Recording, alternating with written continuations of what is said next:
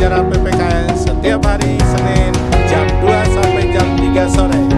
Hanya di channel YouTube SMP YPI Pulau Gadung. 3, 2, 1, kamera roll action. Assalamualaikum warahmatullahi wabarakatuh.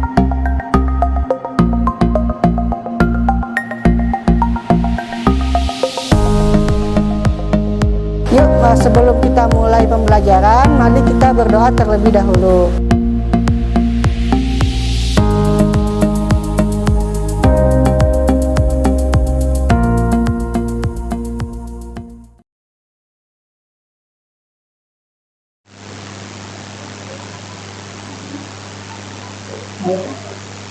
Reaksi ikut. Assalamualaikum warahmatullahi wabarakatuh. Waalaikumsalam warahmatullahi wabarakatuh. Ya, kita lanjutkan pelajaran pada sore hari ini tentang kedaulatan negara Republik Indonesia. Sebelum kita mulai, mari kita berdoa. Mudah-mudahan pada sore hari ini dalam pembelajaran kita diberikan keberkahan, kelancaran semuanya. Berdoa, mulai.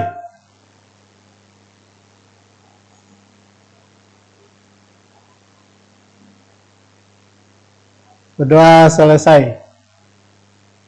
Pada pertemuan sebelumnya masih pembahasan tentang kedaulatan negara Republik Indonesia. Ada beberapa poin dalam materi tentang kedaulatan negara Republik Indonesia. Yang pertama, pengertiannya. Yang kedua, macam-macam kedaulatan. Terus yang ketiga, macam-macam teori kedaulatan. Nah, itu pada pertemuan sebelumnya kita sudah bahas. Bapak ingin mengetes kembali atau dengan pretest sebelum Bapak membahas lebih lanjut tentang materi kedaulatan pada sore hari ini. Bapak ingin mencoba menanya kembali, kedaulatan itu terbagi dua macam, yaitu yang bisa jawab silakan. Kedaulatan keluar dan ke dalam. Nah, siapa yang bisa jawab tuh? Sebutkan namanya. Juwita, Pak. Oh, Juwita, ya bagus. Kedaulatan itu meliputi dua macam, yaitu kedaulatan ke dalam dan kedaulatan keluar. Nah, dari dua macam kedaulatan itu penjelasannya adalah kedaulatan ke dalam adalah kekuasaan tertinggi yang dimiliki oleh suatu negara bagaimana mengatur, melaksanakan tugas yang dilakukan oleh suatu negara tanpa hubungan dengan negara lain. Artinya kedaulatan yang dilakukan negara itu secara mandiri. Apa saja contohnya? Misalnya dalam hal pembuatan peraturan perundang-undangan. Nah, dalam pembuatan peraturan perundangan itu dilakukan oleh negara itu sendiri. Itu salah satu contoh. Terus yang kedua, kedaulatan keluar. Kedaulatan bagaimana kekuasaan oleh suatu negara dalam menjamin hubungan kerjasama dengan negara lain. Misalnya kita kenal ada beberapa macam hubungan dalam suatu negara. Ada hubungan bilateral, ada hubungan multilateral, ada hubungan regional atau kerjasama regional, dan hubungan internasional.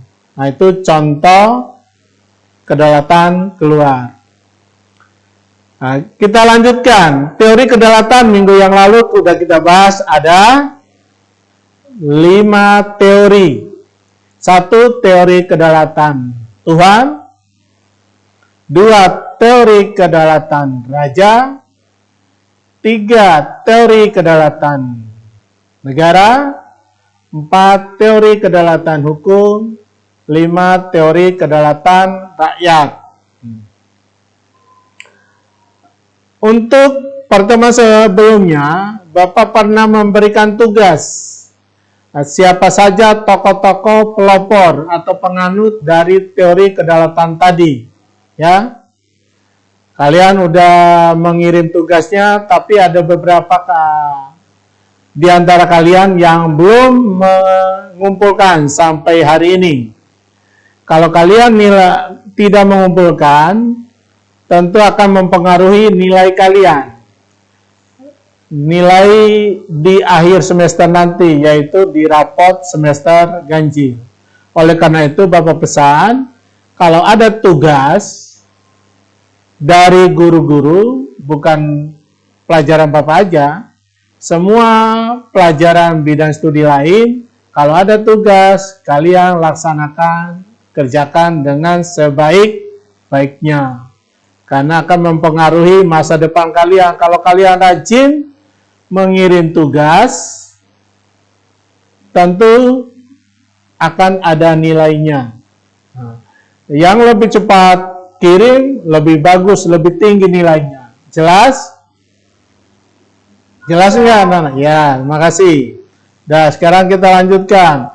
Bapak nggak perlu bahas tentang siapa penganut pelopor teori kedaulatan tadi, karena kalian sudah paham, sudah mengerjakan tugas yang Bapak berikan pada pertemuan sebelumnya. Dah, lanjut. Bentuk dan prinsip kedaulatan negara Indonesia. Dari 5 teori kedaulatan yang berlaku dalam suatu negara, manakah dari 5 kedaulatan itu yang dipakai oleh negara Indonesia? Masih ingat? Teori kedaulatan hukum. Teori kedaulatan hukum. Sama? Teori kedaulatan rakyat. Iya, pintar, bagus. Teori kedaulatan yang digunakan oleh negara Indonesia sampai saat ini yaitu teori kedaulatan hukum dan teori kedaulatan rakyat. Apa yang menjadi landasan hukumnya? Nah, ini lihat tampilan layarnya. Yaitu kedaulatan rakyat terdapat di dalam Undang-Undang Dasar 1945 alinea keempat dan pasal 1 ayat 2. Di dalam alinea keempat berbunyi, tidak semuanya isi ya, karena di dalamnya itu ada hubungannya dengan kedaulatan rakyat. Maka disusunlah kemerdekaan kebangsaan Indonesia itu. Siapa yang bisa lanjutkan? Ini sebagian dari kalimat alinea keempat dalam pembukaan. Maka disusunlah kemerdekaan kebangsaan Indonesia itu dalam, ya lanjut.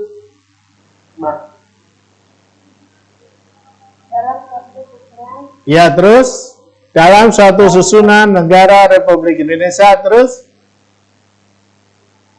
Berkedaulatan rakyat. yang terbentuk dalam suatu undang-undang dasar yang berkedaulatan rakyat. Ya, nah itulah dasar hukum yang pertama. Dasar hukum yang kedua yaitu pasal 1 ayat 2 berbunyi, kedaulatan berada di tangan rakyat dan sambung. Kedaulatan berada di tangan rakyat dan dilaksanakan menurut Undang-Undang Dasar. Nah, itu dasar hukum kedaulatan rakyat. Terus yang kedua, kedaulatan hukum yang digunakan oleh bangsa Indonesia adalah di pasal 1 ayat 3 dan pasal 27 ayat 1. Kelihatan nggak tulisan itu di tampilan layar HP kalian? Kelihatan. Atau di laptop kalian? Kelihatan ya?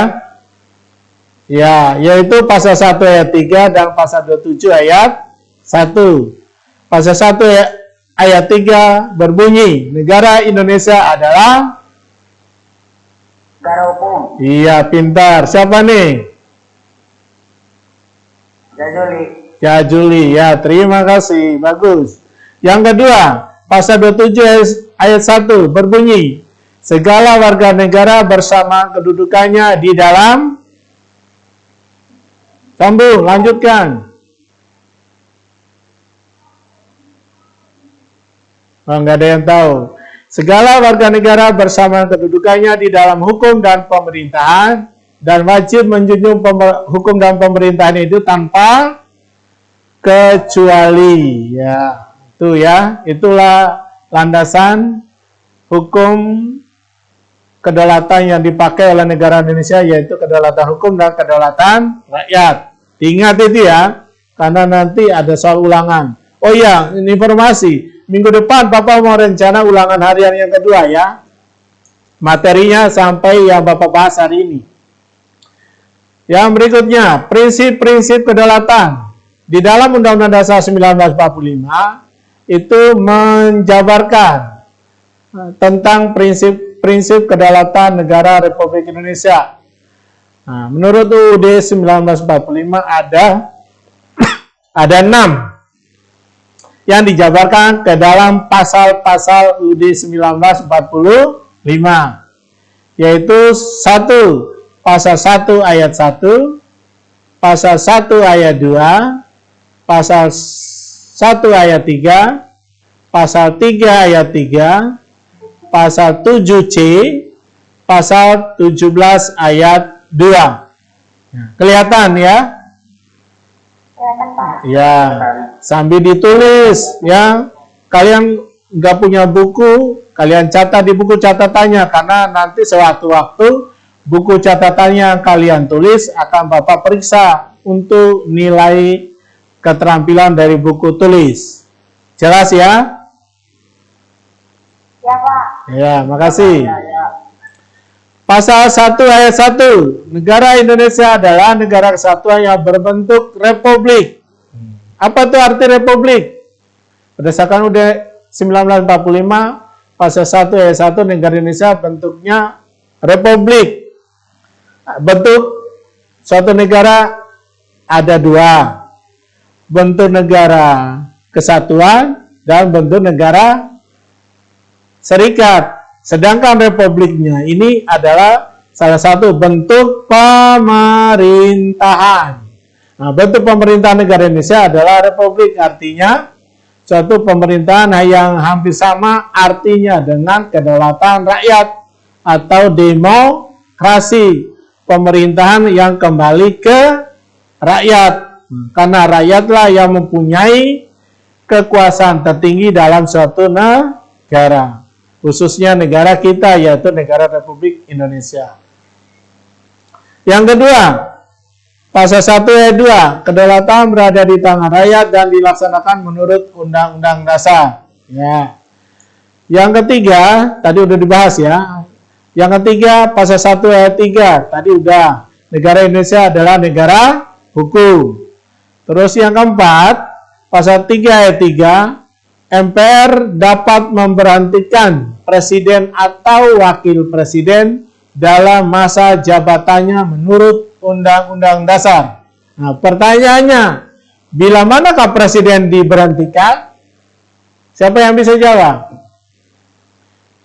Dari pernyataan pasal 3 ayat 3 tadi, MPR dapat memberhentikan presiden dan atau wakil presiden dalam masa jabatannya. Berarti masih menduduki sebagai presiden. Nah, di tengah jalan MPR memberhentikan presiden. Nah, sekarang pertanyaan Bapak, bila manakah presiden dan atau wakil presiden diberhentikan? Silakan jawab. Semena-mena akan gelarnya. Semena-mena akan gelarnya. Ya, ada yang lain? Apabila presiden atau wakil presiden melanggar peraturan peraturan perundang-undangan atau konstitusi atau hukum dasar yang lain yang berlaku, sehingga MPR bisa memberhentikan presiden. Itu ya. Yang kelima, pasal 7C, presiden tidak dapat membekukan atau membubarkan DPR. Kenapa presiden tidak dapat membubarkan DPR? Karena hanya rakyat yang bisa Karena rakyatlah yang menurunkan DPR. apabila DPR melanggar. melanggar, ya boleh melanggar konstitusi atau peraturan perundangan yang berlaku lainnya. Yang berikutnya, pasal 17 ayat 2. Menteri-menteri diangkat dan diberhentikan oleh presiden. Ini sesuai dengan sistem pemerintahan presidensil. Boleh memberhentikan menteri oleh presiden karena menteri-menteri diangkat dan dipilih diberhentikan oleh presiden. Ya, lanjut. Sekarang syarat-syarat. Kelihatan ya? Ya, syarat-syarat suatu negara dan pemerintahan yang demokratis di bawah rule of law. Law itu artinya apa? Hukum, ya. Yang pertama, perlindungan secara konstitusi atas hak-hak warga negara. Hak-hak warga negara dilindungi oleh konstitusi.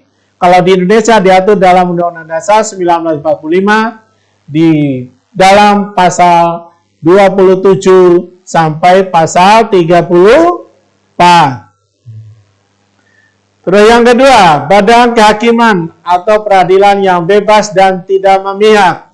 Walaupun pejabat, lembaga negara atau siapapun yang melanggar peraturan perundangan tetap dihukum sesuai dengan peraturan yang berlaku. Itu yang dilakukan oleh badan peradilan, ya.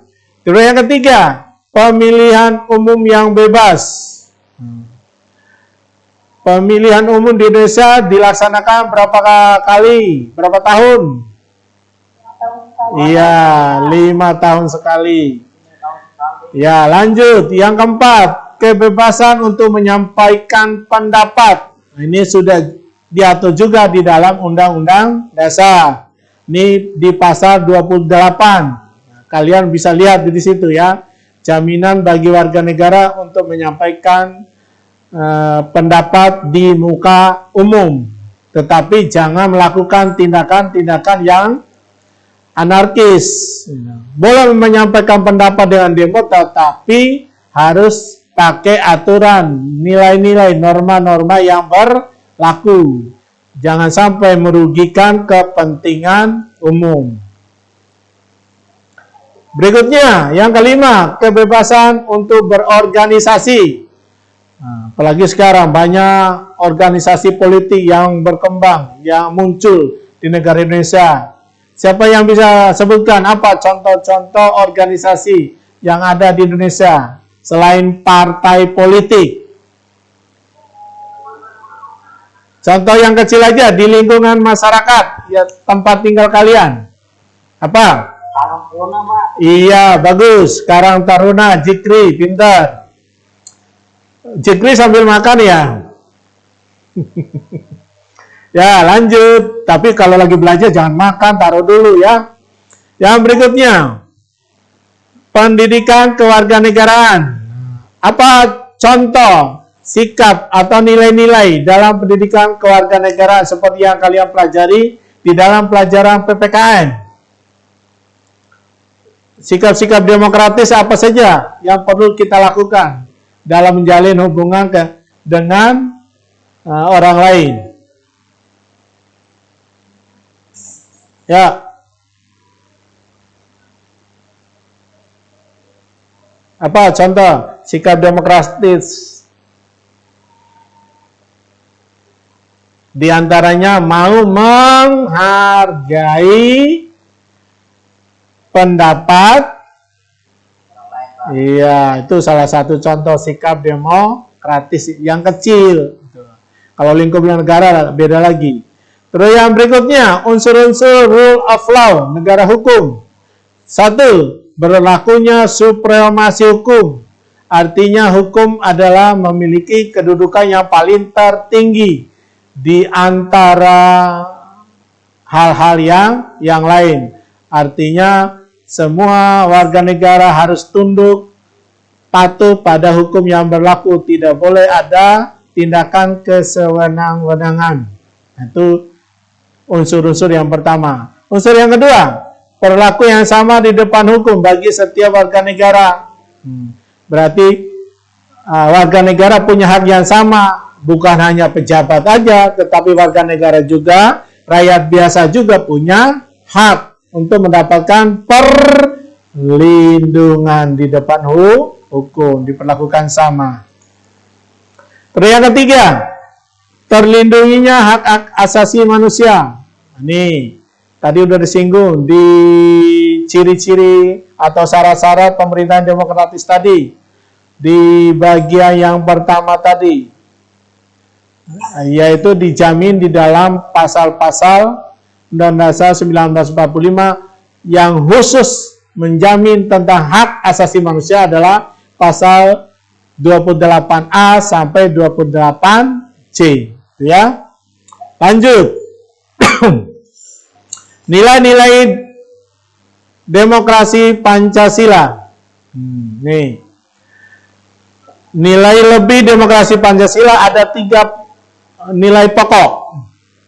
Yang pertama, adanya penghargaan terhadap hak asasi manusia. Ini hampir sama dengan tadi ciri-ciri atau syarat pemerintahan demokrasi.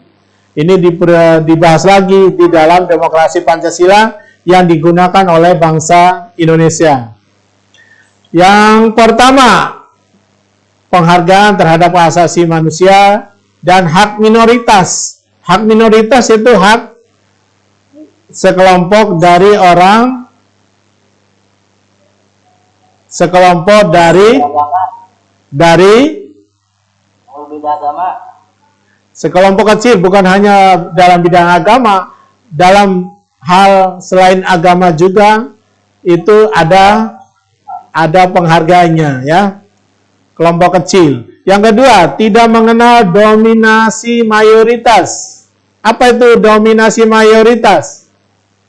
Negara Indonesia tidak mengenal adanya dominasi mayoritas, yaitu adanya penguasaan sekelompok besar yang menguasai dalam kehidupan berbangsa dan bernegara. Kelompok yang besar menguasai kehidupan bangsa dan negara. Itu tidak dikenal dalam demokrasi Pancasila. Nah, yang ketiga, kebalikan dari demokrasi, demokrasi tidak mengenal dominasi mayoritas, kebalikannya yaitu tirani minoritas. Artinya apa? Kebalikan dari dominasi mayoritas tadi, yaitu sekelompok kecil atau sekelompok orang yang sedikit menguasai dalam kehidupan berbangsa dan bernegara. Itu tidak dikenal. Bapak ulangi ya, nilai lebih demokrasi Pancasila meliputi 3 macam. 1. Adanya penghargaan terhadap hak asasi manusia dan hak minoritas atau hak sekelompok kecil orang. 2. Tidak mengenal dominasi mayoritas. Yang ketiga, tidak mengenal tirani minoritas. Ya, sekarang kita lanjut. Dalam demokrasi Pancasila ada 2 bentuk putusan. Kelihatan ya? Dalam demokrasi Pancasila ada 2 bentuk putusan, yaitu 1 melalui musyawarah mufakat. 2, apabila musyawarah mufakat tidak ada kesepakatan, maka dilakukan dengan cara voting. atau pemungutan suara atau suara terbanyak. Ya. Lanjut, prinsip-prinsip demokrasi Pancasila. 1. Semua pengambilan keputusan harus didasarkan pada musyawarah. Itu sebaiknya ya, sebaiknya. Tetapi kalau sulit dilakukan dengan voting. Terus yang kedua, pemilihan umum yang kompetitif dan adil. Boleh pelaksanaan pemilu dilaksanakan saling bersaing, tetapi yang positif. Nggak boleh saling sikut menyikut, saling menjatuhkan ya, antara partai politik yang satu dengan partai politik yang lain. Yang ketiga, apa yang menjadi cita-cita nasional dan tujuan negara Indonesia harus didukung dan dilaksanakan.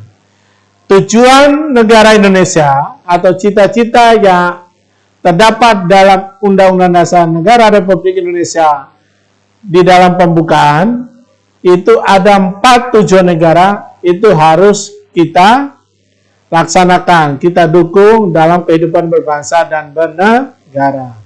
Itu sudah menjadi kewajiban terhadap konstitusi negara kita.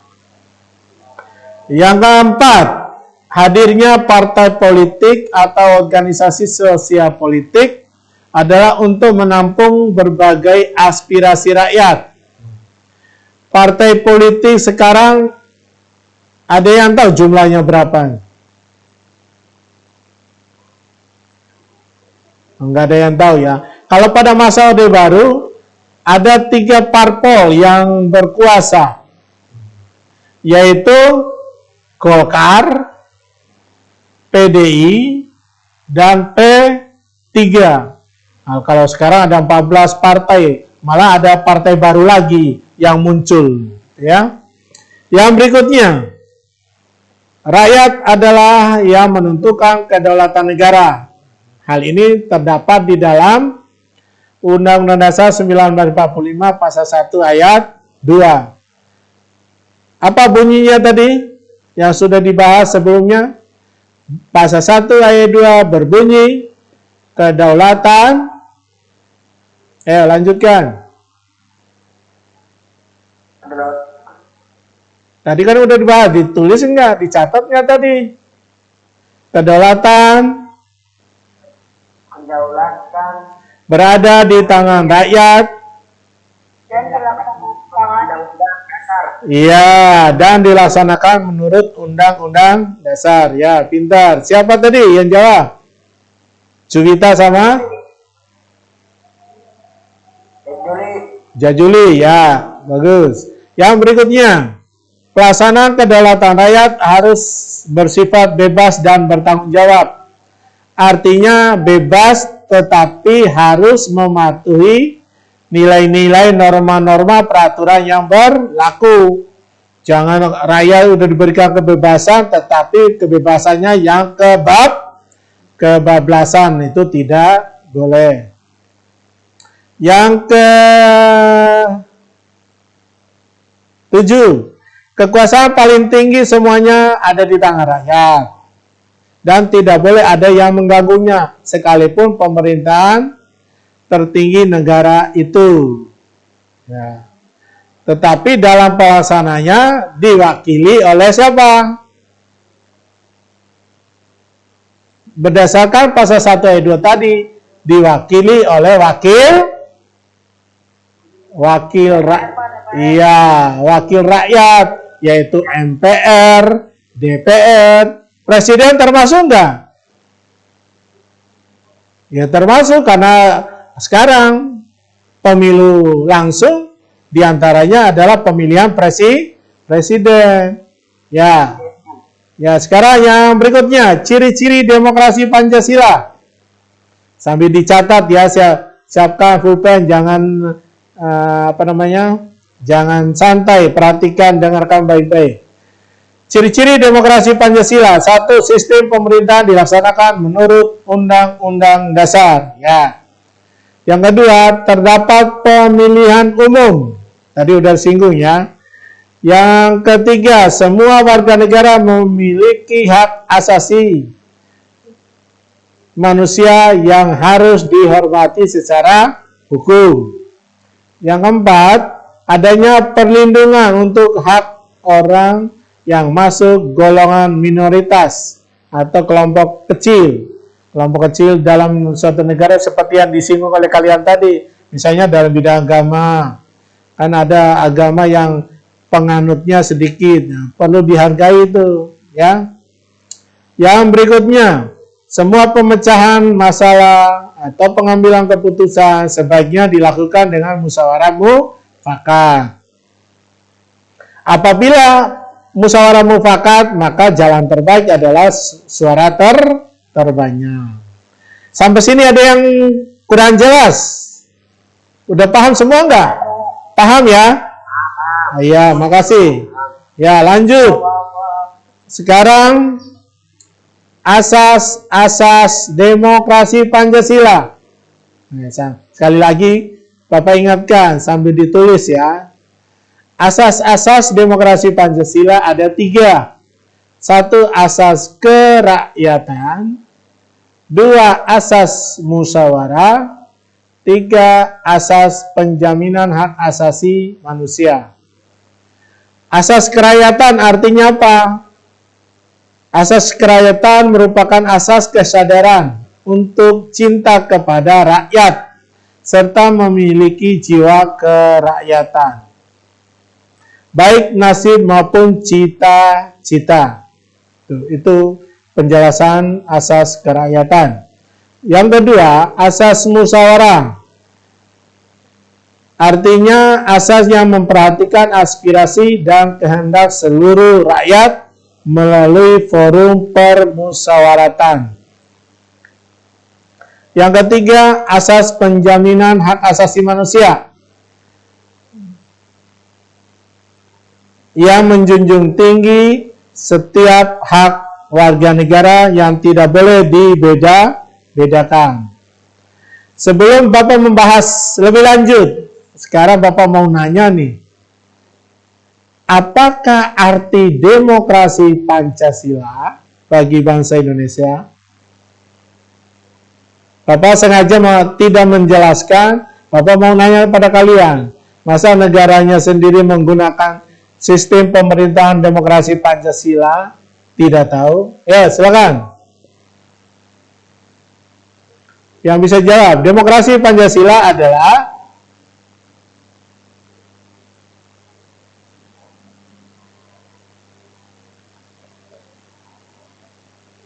nah, pada dia semua sistem pemerintahan yang dilaksanakan sesuai UUD 1945 sebagai konstitusi negara Indonesia.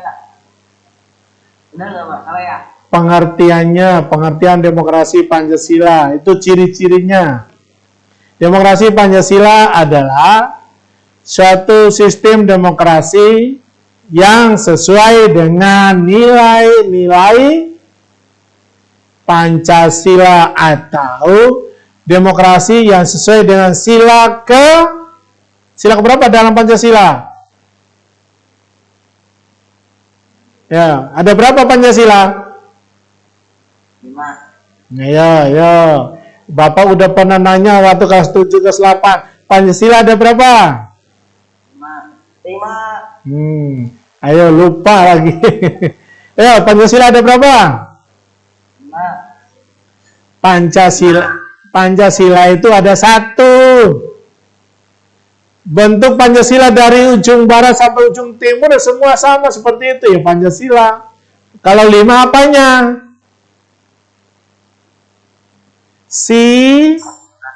Silanya. Ya. Jadi kembali ke pengertian tadi, demokrasi Pancasila adalah demokrasi yang sesuai dengan sila ke-4 Pancasila. Ya, apa bunyi sila keempat? Kerakyatan yang dipimpin oleh hikmat kebijaksanaan dalam permusyawaratan perwakilan. Iya, sip. Mantap. Masa nggak bisa hafal Pancasila ya? Ya, lanjut. Di negara-negara dunia ada berlaku macam-macam demokrasi. Nah, Bapak sambil lihat ya, Bapak tampilkan di layar HP apa layar laptop kalian yang kalian miliki, itu ada 3 perbandingan demokrasi yang berlaku. Ada demokrasi Pancasila yang digunakan oleh Indonesia, ada demokrasi liberal, ada demokrasi sosialis. Nah, demokrasi Pancasila tadi udah disinggung. Demokrasi liberal itu apa? Sebelum Bapak jelaskan lebih lanjut. Oke, siapa yang bisa jawab? Demokrasi liberal. Liberal itu kan intinya adalah Sistem politik.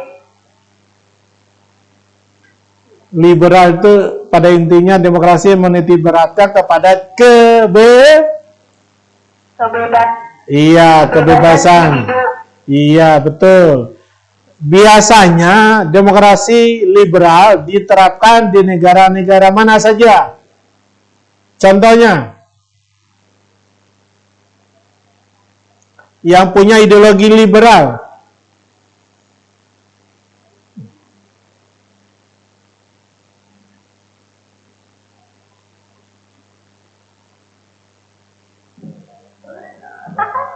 Nah, negara penganut liberal itu atau yang berideologi liberal itu seperti Amerika, Inggris. ya. Sedangkan yang sosialis, negara-negara yang berideologi komunis, ya. Contoh negaranya mana? Ya? Korea Utara. Iya, Korea Utara pintar. Ada Rusia tuh, ya. Nah, sekarang perbandingannya apa? Perbandingan dari 3 demokrasi tadi, yaitu kalau yang demokrasi Pancasila kan tadi udah ya. Sekarang liberal. Satu, mengutamakan kepentingan pribadi. Yang kedua, keputusan diambil dengan suara terbanyak. 50+1 itu baru diputuskan. Terus yang ketiga, memisahkan urusan agama dengan kehidupan negara, ya. Yang keempat, keputusan ditentukan oleh kesepakatan individu. Nah, itu ciri-ciri demokrasi liberal. Sedangkan demokrasi sosialis, nah, demokrasi sosialis mengutamakan kepentingan bersama, artinya di dalam kehidupan bernegara semua dianggap sama rata, sama rasa. Yang kedua, keputusan diambil berdasarkan kelompok mayoritas, suara banyak orang atau sekelompok orang banyak. Terus yang ketiga, tidak mengenal agama karena dia ateis atau komunis. Yang keempat, suara mayoritas kelompok besar yang menentukan segala-galanya. Tuh ya. Nah, sekarang peranan rakyat dalam demokrasi di Indonesia. Ada 5 poin di situ ya. Menjadi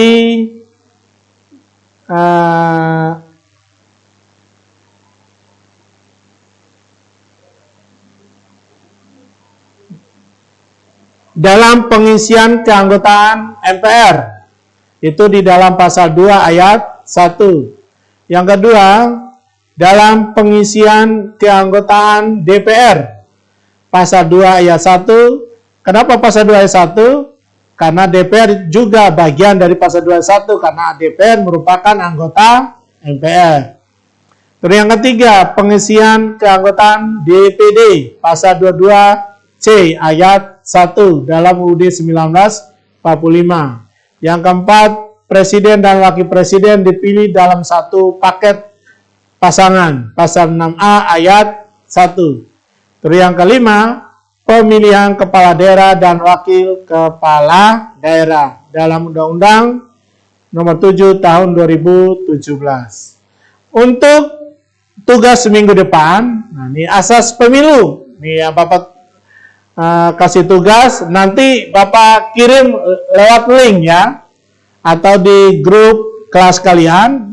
Nanti akan Bapak kirim tugasnya yang B ini, asas-asas pemilu di Indonesia. Kalian jelaskan di dalam buku tulisnya, lalu kalian foto, kirim ke linknya. Ya, jelas? Paham? Ya, tugasnya adalah mengirim penjelasan dari asas-asas pemilu tadi ya. Demikian pembelajaran hari ini.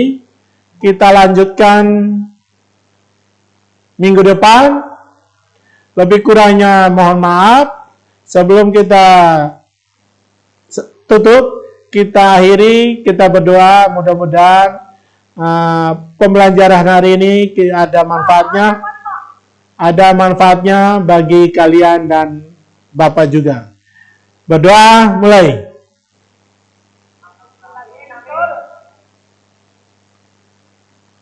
Selesai. Assalamualaikum warahmatullahi wabarakatuh.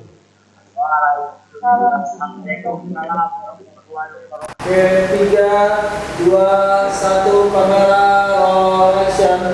Assalamualaikum warahmatullahi wabarakatuh.